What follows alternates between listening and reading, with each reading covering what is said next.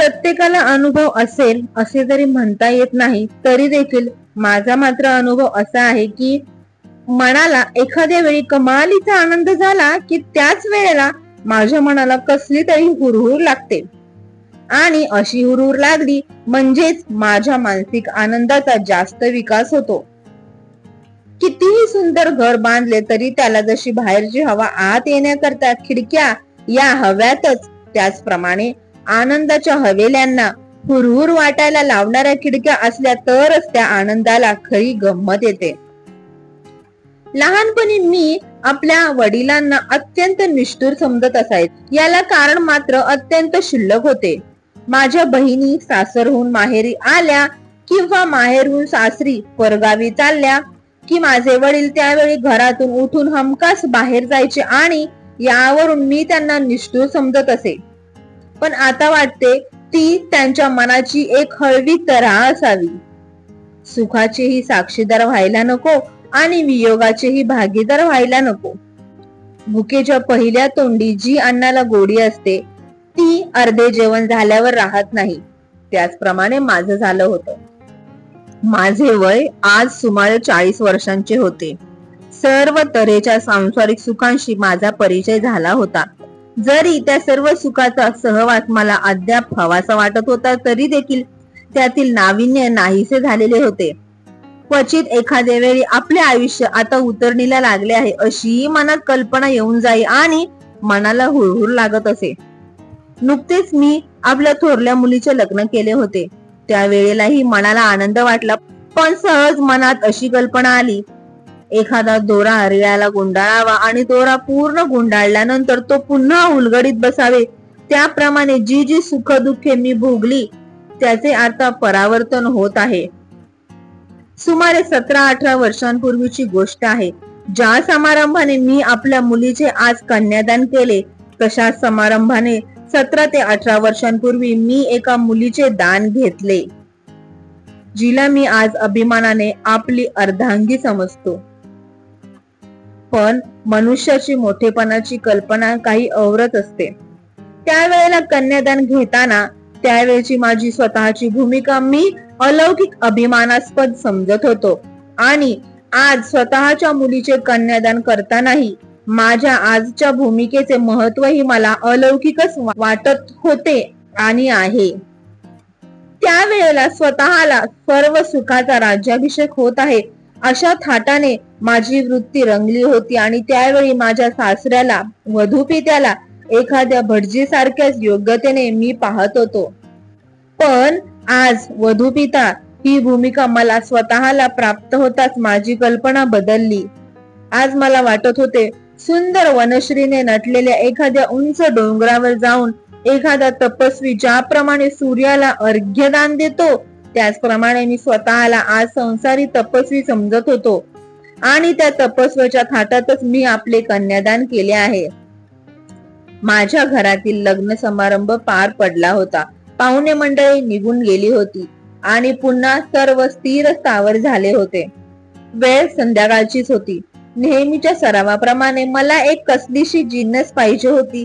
ती मी माझ्या मुलीला हाक मारून मागितली, पण लगेचच लक्षात आले की ती आता घरी नाही.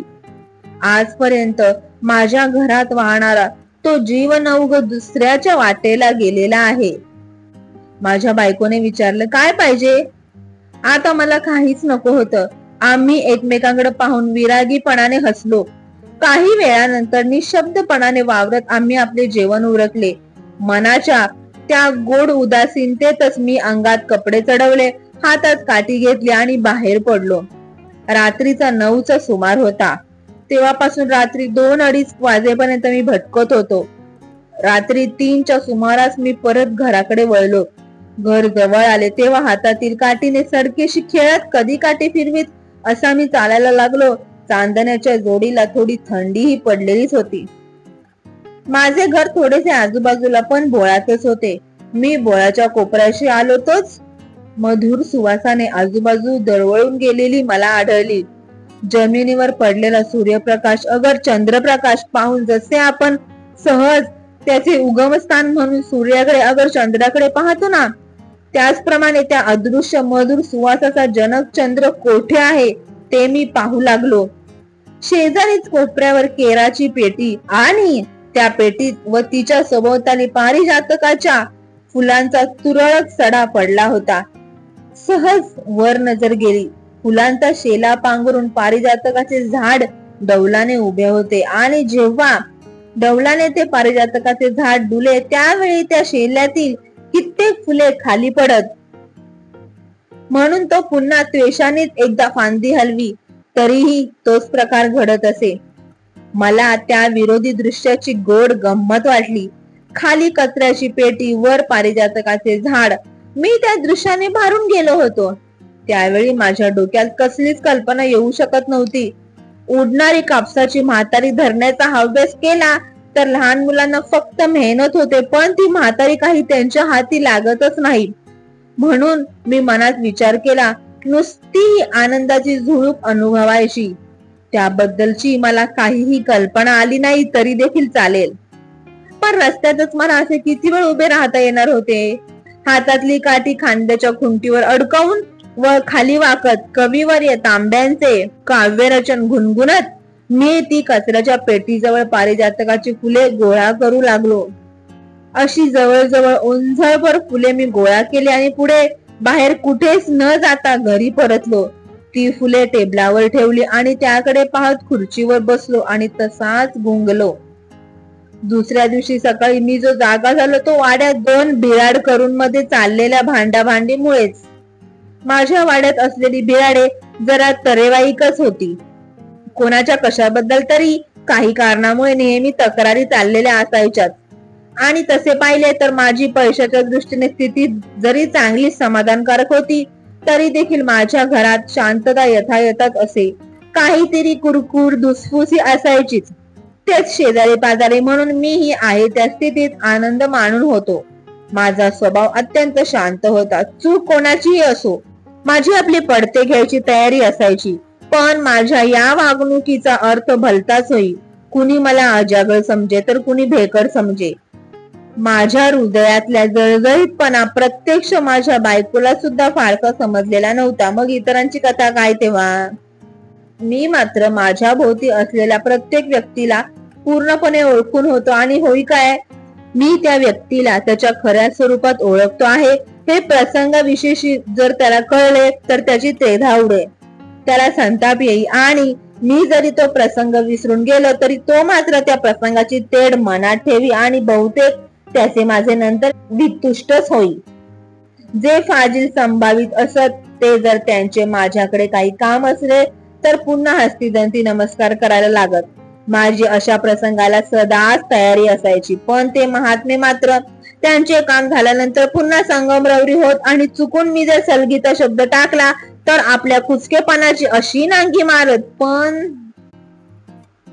असले हलाहल मी पुष्कळ प्यायलो होतो आणि पचवूही शकत होतो.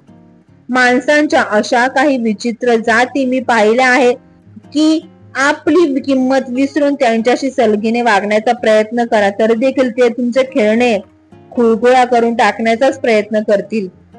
तुम्ही त्यांना लाथेची ठोकर उगारा. आपली किंमत याने आता बरोबर ओळखली हे जाणून ते तुमच्या पाया पडू लागतील. मनुष्य स्वभावाच्या असंख्य तरा असणार. तिचे सांगून वर्णन करून असं कितीच दाखवता येणार आहे. माझ्या वाड्यातील एक बिराड करू नुकतेच बिराड सोडून गेले होते. ती जागा अद्याप रिकामीच होती. मुलीच्या लग्नामुळे माझ्या मनाला, घराला, पत्नीला व इतर चिल्ल्या पिल्ल्यांना लागलेली गोड हुरहुर अद्याप कमी झालेली नव्हती. कधी 4 दिवस विसर पडतोसा वाटावे तोच फोनोग्राफची किल्ली संपल्याबरोबर आपण लगेच किल्ली देऊन दुसरी प्लेट लावतो. त्याचप्रमाणे पटकन माझ्या मुलीने सासरहून यावे त्यामुळे आमच्या फोनोग्राफला पुन्हा किल्ली दिल्याप्रमाणे व्हावे. पण आमच्या फोनोग्राफवर मात्र गोड हुरहुरीची एकच प्लेट लागत होती. त्यातच त्या पारिजातकाच्या झाडाने मला वेड लावले होते. मी रात्री बेरात्रीच उठून कोपऱ्यापर्यंत जाई आणि त्या पारिजातकाकडे पाहत उभा राही. त्याच्या सुगंधाने, नाजूक सुगंधाने मला वेड लावले होते. हळूहळू पारिजातकाचा बहर संपत आला. झाडावर फुले कमी येऊ लागली. बिचारा पारिजातकही मला उदासीन भासू लागला. माझी मुलगी सासरी गेली होती. पारिजातकाची फुले नाहीशी झाली होती आमच्या वाड्यातील बिराडाची रिकामी झालेली जागा अद्याप रिकामीच होती. एक दिवस सुमारे 30 वर्षांचा इसम जागा पाहण्याकरता आला. त्याला जागा पसंत पडली. घरी दाखवतो आणि मग सांगतो आपल्याला काय ते, असे सांगून तो घराबाहेर पडला. दुपारी बायकोला आणून त्याने जागा दाखवली. जागा दोघांनाही पसंत पडली. त्या दाम्पत्याने माझ्या मनावर पहिल्या भेटीतच विलक्षण मोहिनी घातली. काय भाडं आहे या जागेचं, त्याने प्रश्न केला. माझ्या मनात त्या दाम्पत्याविषयी लोभ उत्पन्न झाला होता. मला वाटले मी सांगितलेले भाडे यांना पटले नाही तर ते बिराड काही माझ्या घरी येणार नाही आणि मला तर ते बिराड माझ्या वाड्यात यायलाच हवं होतं. मी भाड्याची एवढी कधीच फिकीर करत नव्हतो. जास्त भाड्याच्या आशेने वाटेल त्या ठिकाणी दुकानाच्या फळ्या लावून तेथे hair cutting salon, shoe maker वगैरे स्नेही सोबती आपल्या वाड्यात जमा करणे मला आवडत नव्हते. म्हणूनच माझी जागा अद्याप रिकामी राहिली होती. बिराड हातचे जाऊ नये म्हणून मीच त्यांना विचारले, हल्ली राहता तिथं आपल्याला काय भाडं आहे? त्यांनी सांगितलं 6 रुपये.